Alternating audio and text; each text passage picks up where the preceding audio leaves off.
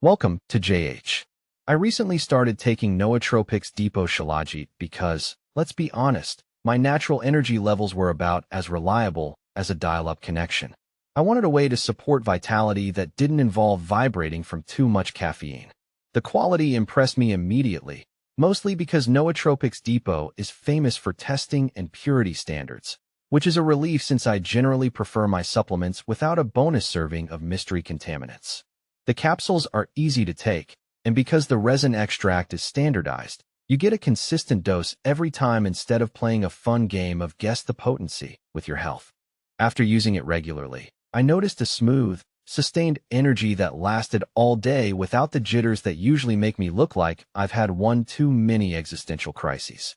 It significantly boosted my focus and motivation, making my work and workouts feel productive rather than like a slow crawl through mud. Another plus is how clean it feels. No heaviness and zero weird side effects to report, which is a nice change of pace for the supplement world.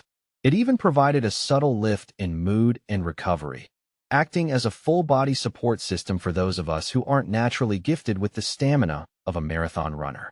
Knowing it comes from a brand that actually bothers to test for safety makes me feel confident using it long-term.